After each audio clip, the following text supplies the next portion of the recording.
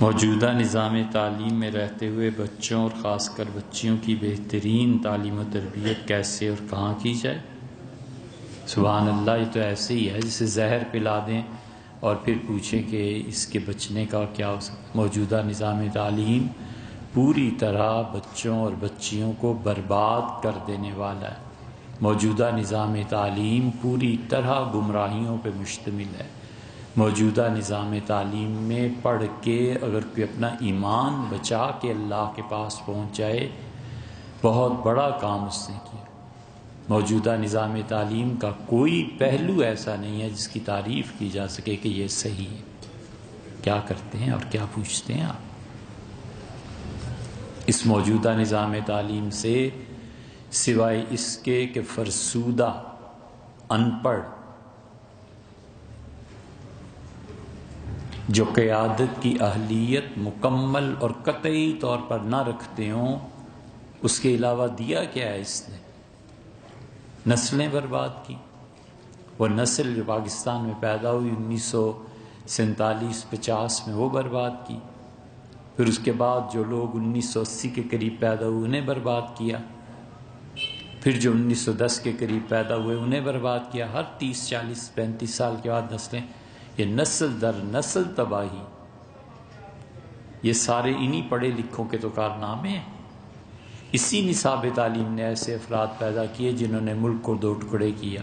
اسی نصاب تعلیم کی وجہ سے تو یہ گھپلے ہیں، اسی نصاب تعلیم کی وجہ سے تو سنتاس معاہدے، اسی نصاب تعلیم کی وجہ سے ہی تو پانی کے جھگڑے کھڑے ہوئے۔ اسی نصاب تعلیم ہی سے پڑھے لکھوں نے ایک دوسرے کا خون کیا۔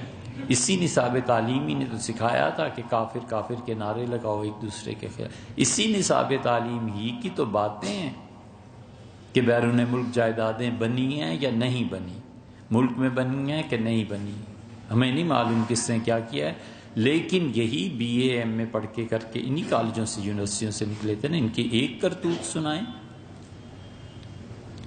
یہ اسی نظام تعلیم ہی کا تو نتیجہ ہے کہ پابندی ہے کہ اسپیکر پہ یہ چیزیں، اور اسی نصاب تعلیم کی وجہ سے اب وہ دن آیا چاہتا ہے کہ جب وہ اگلی نسل میں یہ ہوگا کہ اذان کی آواز بہت تنگ کرتی ہے، جی جس کو دینی اذان خود ہی دے دیا کرے، لاؤڈ اسپیکر پہ بند کرے۔ یہ اسی نصاب تعلیم ہی کا تو نتیجہ ہے کہ آپ کی اسمبلی میں بل پیش ہو رہا تھا کہ گیز کو اور لیسبینز کو ان کے حقوق دیے جائیں۔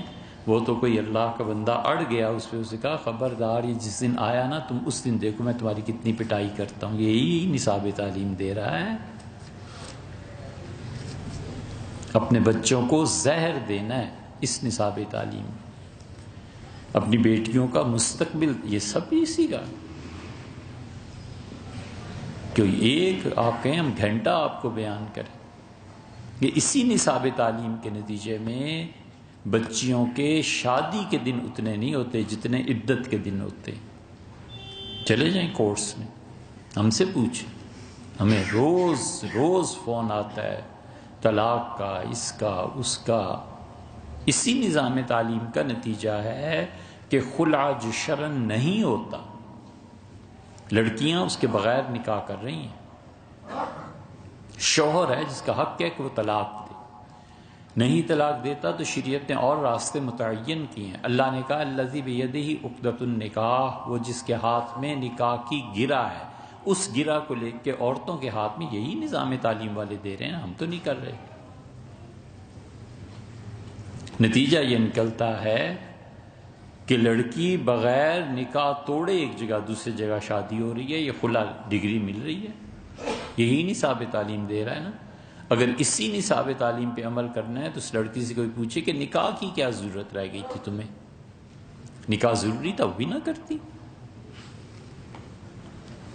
ہمارے پاس ایک دن خواتین آئیں، بچیاں، اور ان کے چال ڈھال لباس ہی بتاتا تھا کہ وہ اس بات پر بحث کرنے آئیں اور بڑے مہذب انداز میں کہ آخر گواہوں کی کیا ضرورت ہے نکاح کے لیے۔ ہم سب سمجھتے ہیں کہ اس کا مطلب کیا ہے۔ یہ یہی نظام تعلیم، یہ یہی نصاب تعلیم ہے جو شراب کے لائسنس یہ یہی نصاب تعلیم ہے جو بچوں میں مایوسی پیدا کرتا ہے اور بچے کو کچھ پتہ نہیں ہوتا کہ میں نے زندگی میں کیا کرنا ہے۔ اس زہر کو پلا کے پھر یہ سوال کرنا لا حول ولا قوت الا باللہ۔